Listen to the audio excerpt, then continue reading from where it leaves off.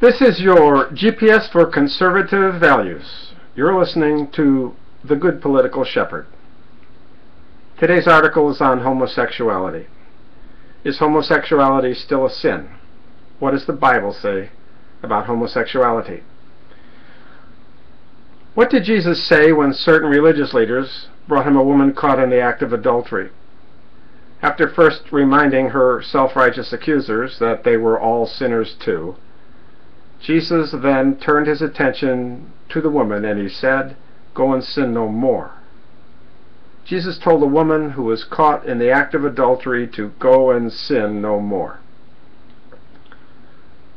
Why does the New Testament not have very much to say on the subject of homosexuality? My answer to you is simple. Why do you think that it should have a lot to say about homosexuality? Why do you assume that homosexuality was either so rampant in ancient Judea and Samaria, or so prevalent that it required Jesus to say anything at all about it? Why do you think that homosexuality was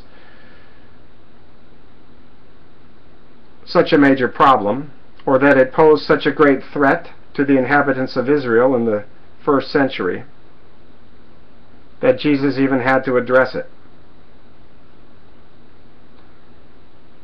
Jesus was concerned with ministering to the actual needs of the people,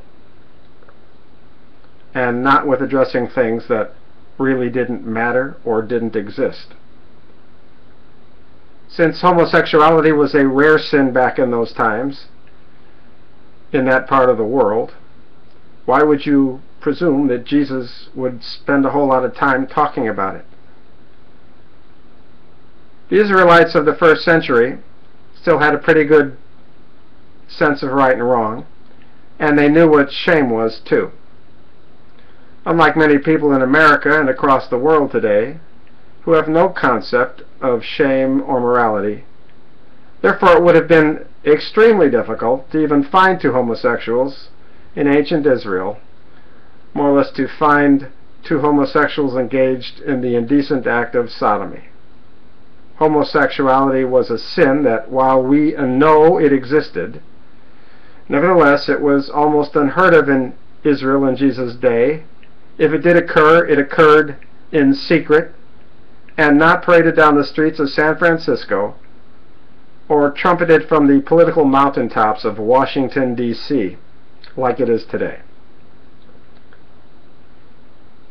Homosexuality wasn't really a big issue in Jesus' day, but what would Jesus have really said to a pair of gay men caught in their indecent act of sodomy? Or, for that matter, two lesbian women? He would have said exactly the same thing that he said to the woman who was caught in the act of adultery.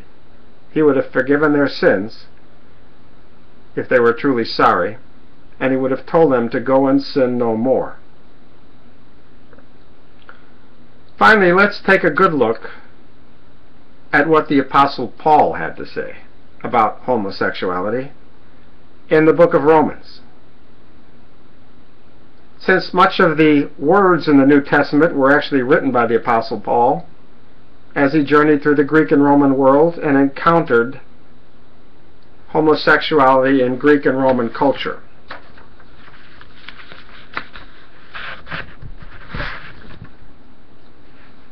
Quote, "Wherefore, God gave them up to uncleanness through the lusts of their own hearts, to dishonor their own bodies between themselves.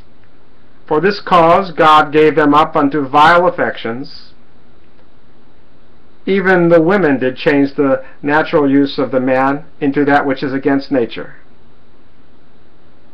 And likewise the man, leaving the natural use of the woman, burned in their lust one toward another, men with men, working that which is unseemly, and receiving in themselves that recompense of their error which was meet.